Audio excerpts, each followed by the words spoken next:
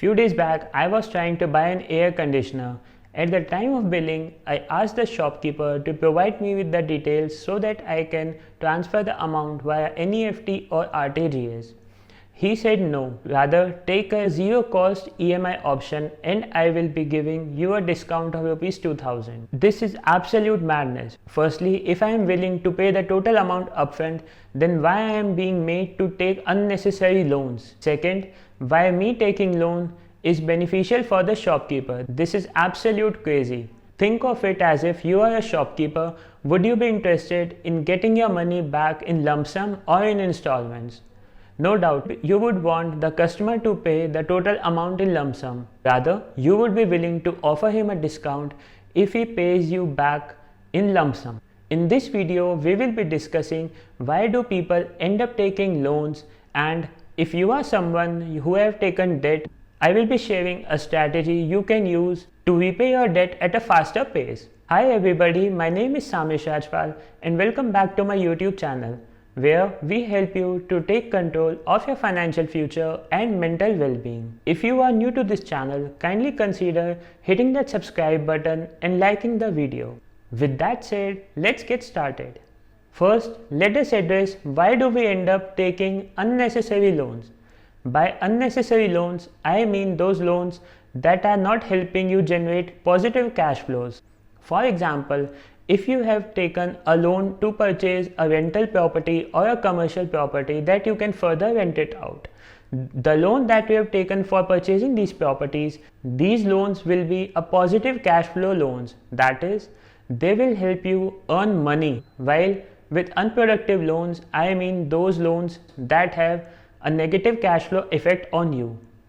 That is, they are taking away your money. For example, you are taking up a personal loan, you are taking a loan to buy a phone, air conditioner, refrigerator, basically consumer durables. Those all things that are not generating cash flow for you. Let's answer why do we end up taking unproductive loans.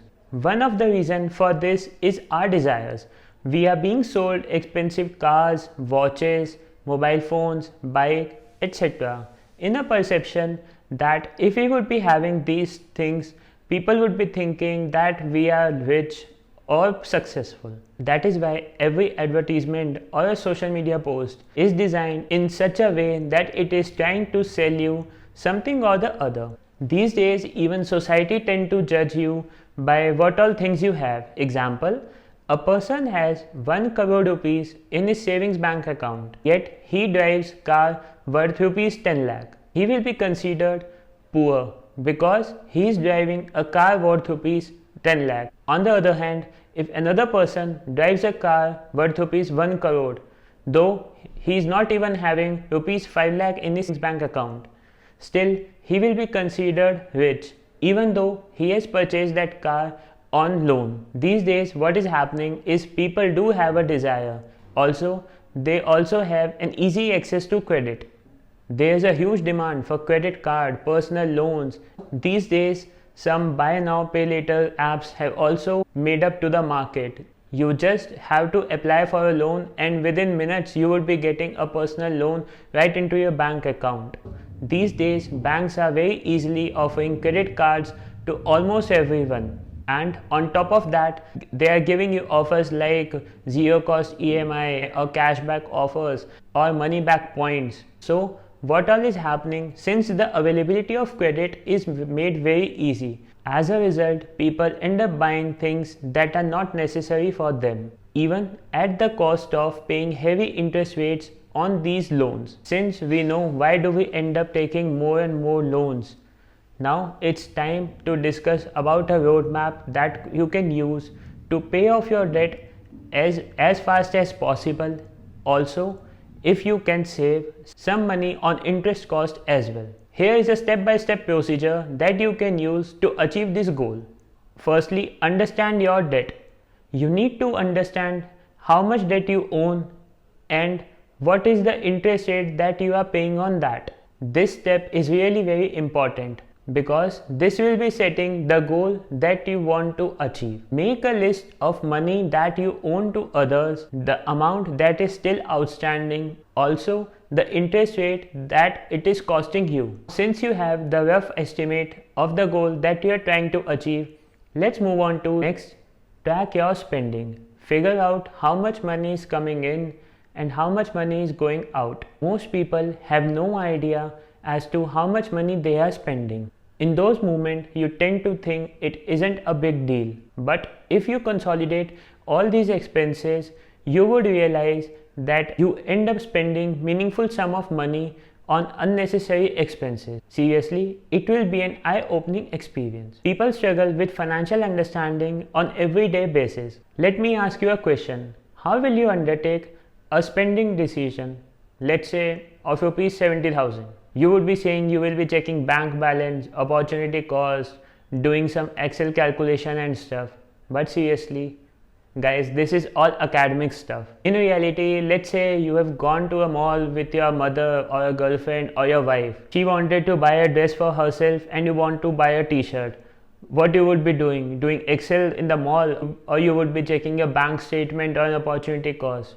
Practically no. People indulge in impulsive buying decisions, even at the cost of heavy interest rates that your credit card company might be charging you, even though buying that thing is not a necessity for you.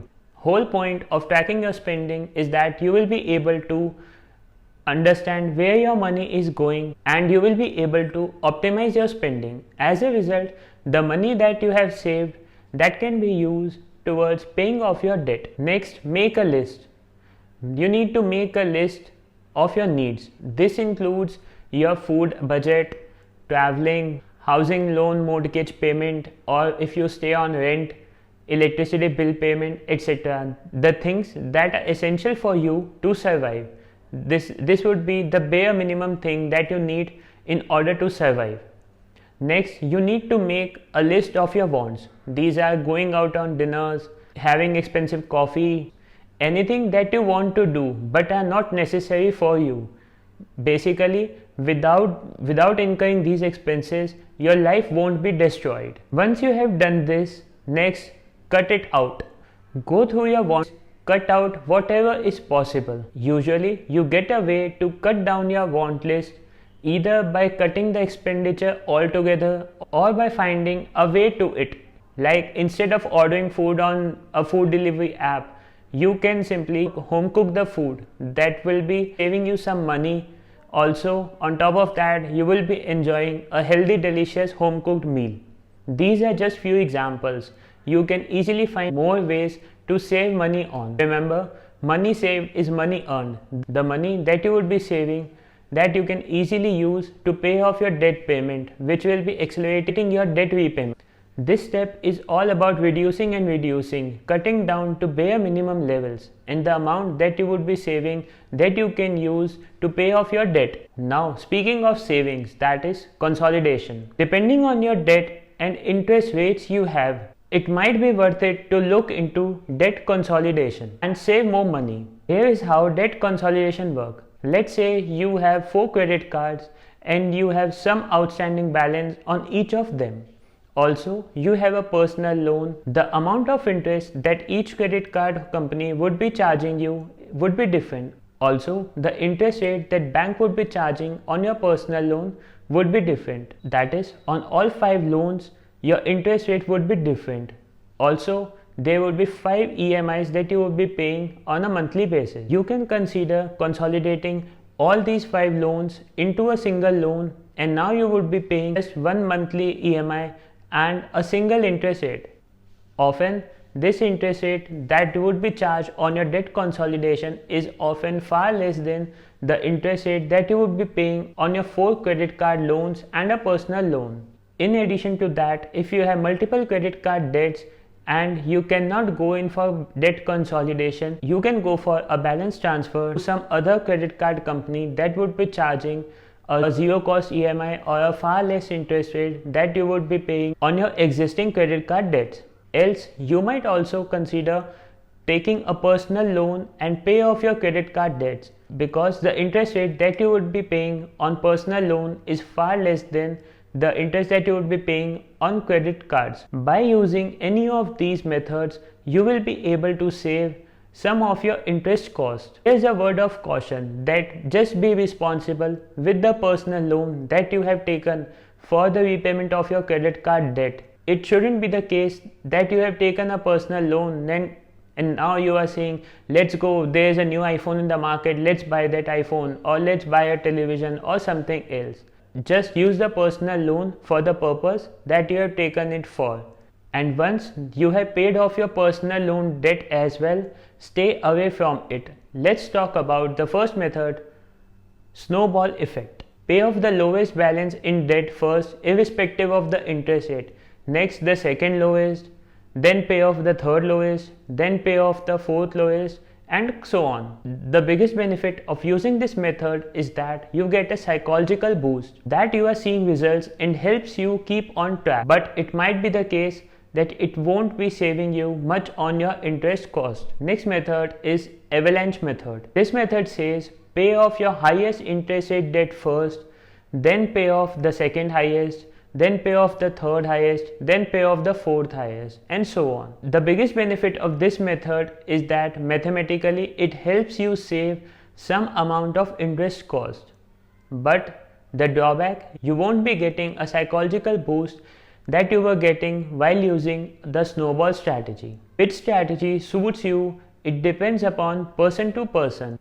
Else, if you are indifferent, you can run through the calculations and see which one is making sense economically. At last, I would say doing all this consistently is what matters the most. If you would be following all these steps consistently, it will be helping you to pay off your debt faster. As a result, you will be debt free early in your life and you can focus on your investing journey. As a result, you will be gaining financial freedom. With that said, I will be seeing you in the next video. Signing off, Samish Ajpal.